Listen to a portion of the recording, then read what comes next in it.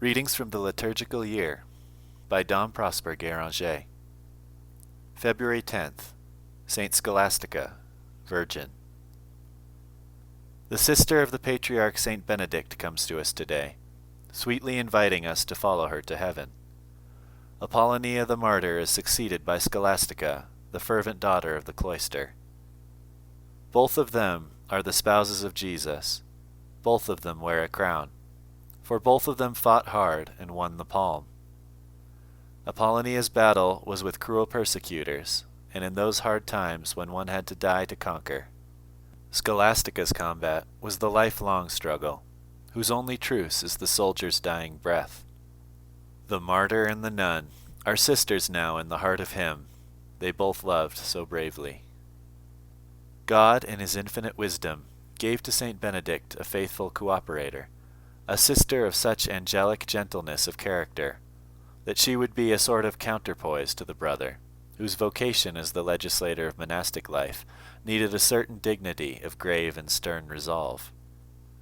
We continually meet with these contrasts in the lives of the saints, and they show us that there is a link, of which flesh and blood know nothing. A link which binds two souls together, gives them power, harmonizes the differences of character, and renders each complete. Thus it is in heaven with the several hierarchies of the angels.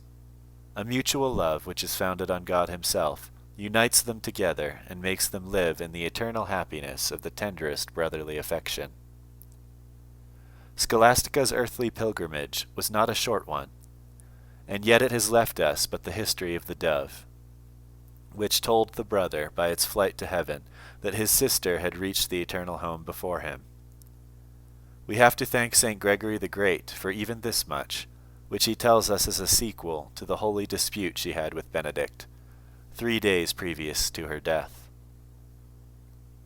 But how admirable is the portrait thus drawn in St. Gregory's best style! We seem to understand the whole character of Scholastica, an earnest simplicity and a childlike eagerness for what was worth her desiring it, an affectionate and unshaken confidence in God, a winning persuasiveness where there was opposition to God's will, which, when it met such an opponent as Benedict, called on God to interpose and gained its cause.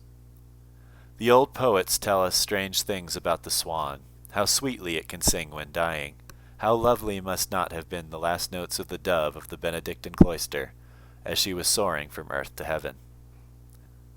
But how came Scholastica, the humble retiring nun, by that energy, which could make her resist the will of her brother, whom she revered as her master and guide?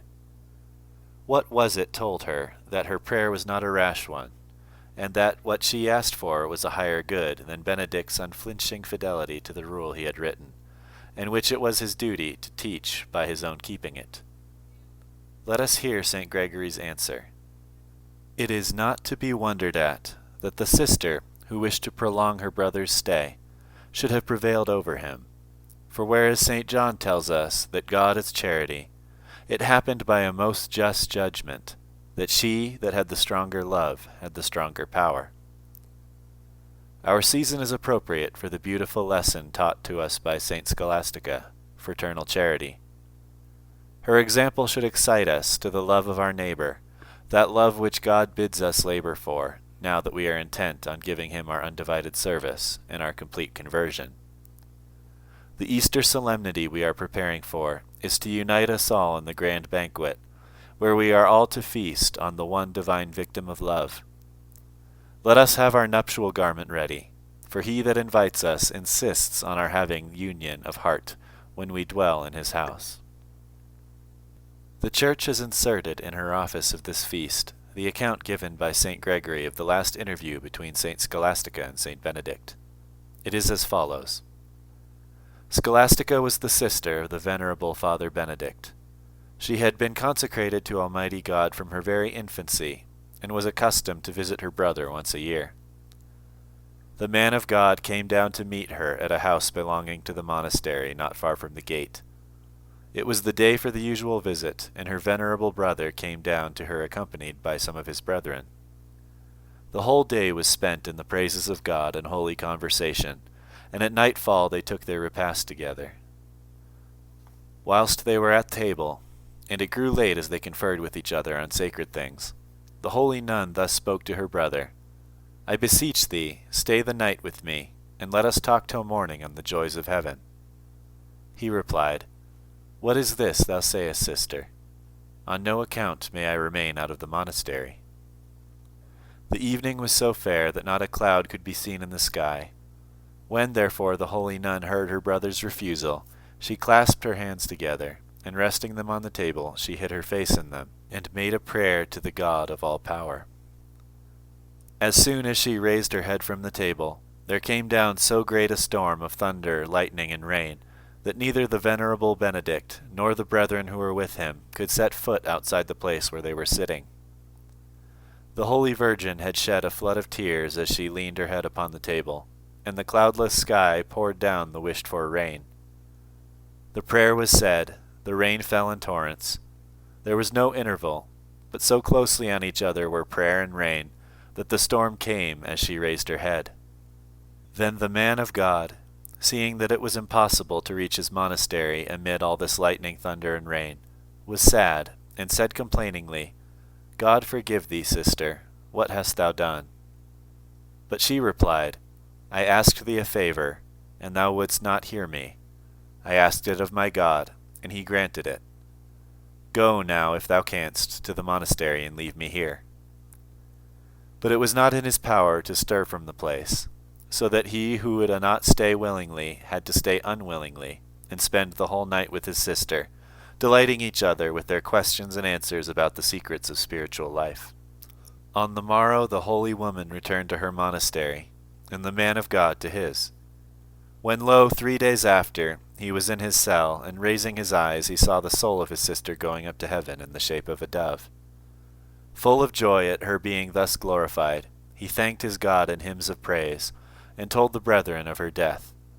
He straightways bade them go and bring her body to the monastery. Which having done, he had it buried in the tomb he had prepared for himself.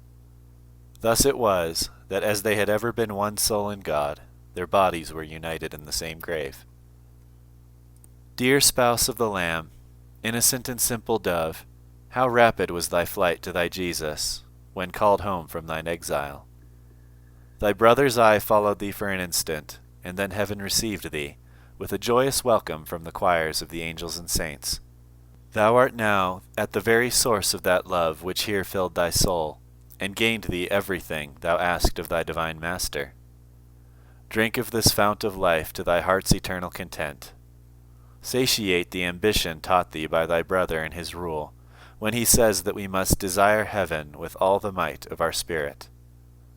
Feed on that sovereign beauty, who himself feeds, as he tells us, among the lilies. But forget not this lower world, which was to thee what it is to us, a place of trial, for winning heavenly honors. During thy sojourn here, thou wast the dove in the clefts of the rock, as the canticle describes a soul like thine own.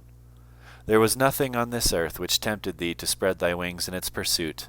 There was nothing worthy of thy giving it the treasure of the love which God had put in thy heart.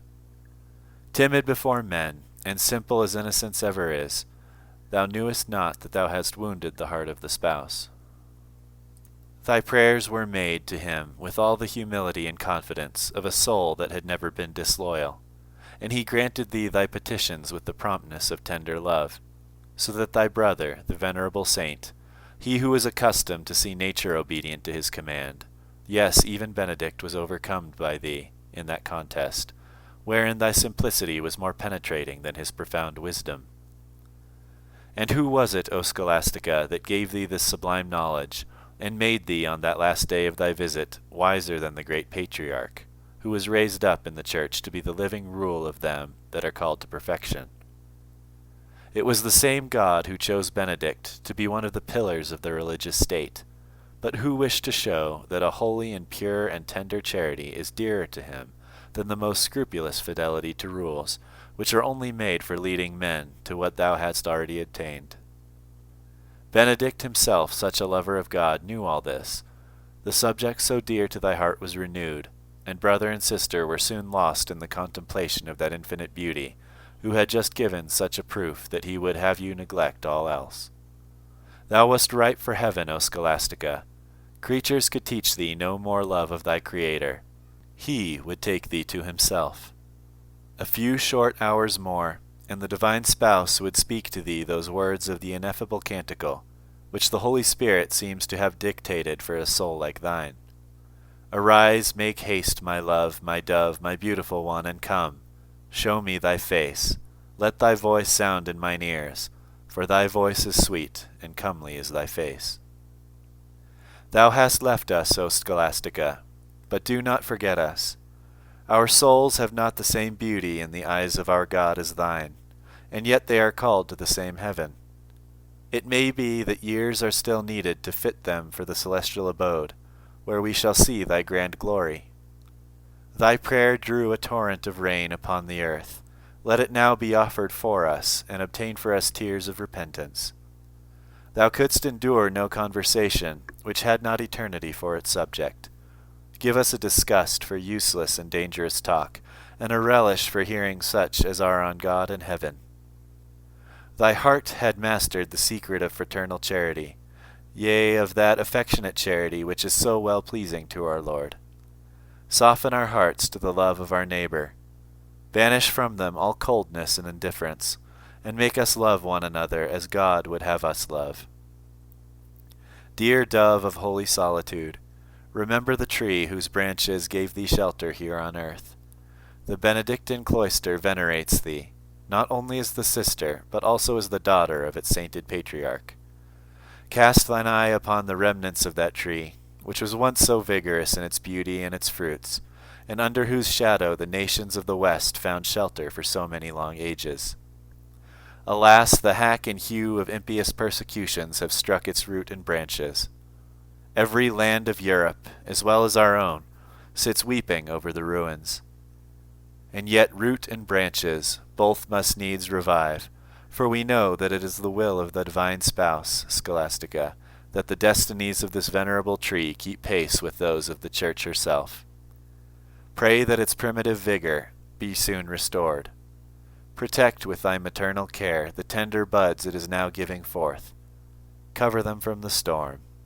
Bless them. Make them worthy of the confidence wherewith the Church deigns to honor them.